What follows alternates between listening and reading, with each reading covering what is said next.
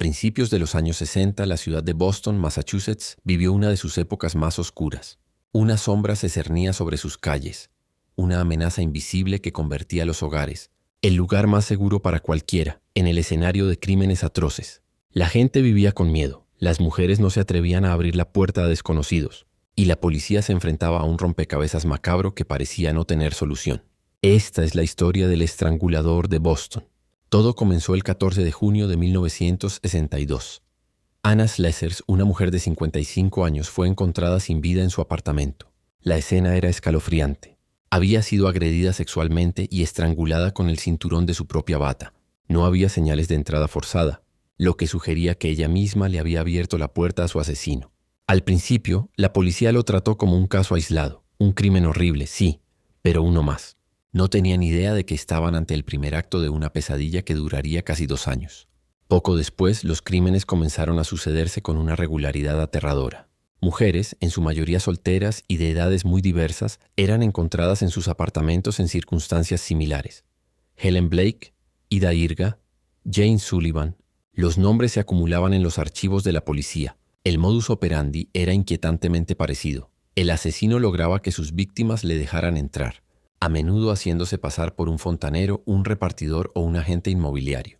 Una vez dentro, las atacaba y las estrangulaba, casi siempre con una prenda de ropa de la propia víctima, como medias de nylon o pañuelos, que luego ataba formando un lazo grotesco, casi como una firma. El pánico se apoderó de Boston. La prensa bautizó al asesino como el fantasma estrangulador y más tarde como el estrangulador de Boston. La ciudad entera estaba en vilo. Se vendieron miles de cerraduras y armas de gas lacrimógeno. Las mujeres ponían muebles detrás de las puertas y establecían contraseñas con sus familiares.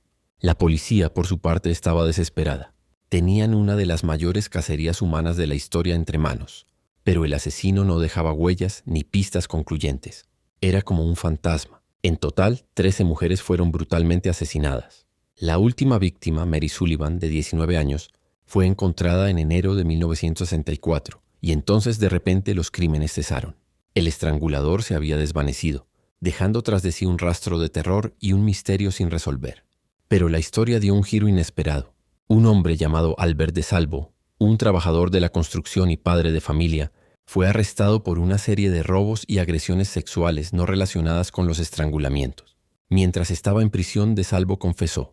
Con una frialdad y un detalle espeluznantes, describió cada uno de los 13 asesinatos del estrangulador de Boston. Conocía detalles que solo el asesino podía saber: la disposición de los muebles en las habitaciones, la ropa que llevaban las víctimas. Parecía que por fin el misterio estaba resuelto. Boston podía respirar tranquilo. Sin embargo, aquí es donde la historia se complica. A pesar de su confesión detallada, no había ninguna evidencia física que vinculara a DeSalvo con las escenas del crimen. Ni una huella, ni un pelo, nada. Fue juzgado y condenado a cadena perpetua, pero por los crímenes sexuales anteriores, no por los asesinatos del estrangulador. Muchos, incluidos algunos investigadores, empezaron a dudar. ¿Era DeSalvo realmente el asesino o era un mentiroso patológico que buscaba notoriedad? ¿Y si había más de un asesino? La duda persistió durante décadas. Albert DeSalvo fue asesinado en prisión en 1973, llevándose sus secretos a la tumba. Pero casi 50 años después, en 2013, la ciencia forense moderna logró lo que la policía de los 60 no pudo. Gracias a una muestra de ADN obtenida de un sobrino de DeSalvo, los investigadores pudieron comparar su perfil genético con el semen encontrado en la escena del crimen de la última víctima, Mary Sullivan. El resultado fue concluyente. El ADN coincidía. Albert DeSalvo, el hombre que confesó y al que muchos no creyeron, era, sin lugar a dudas, el asesino de Mary Sullivan, aunque esto lo vincula directamente a uno de los crímenes.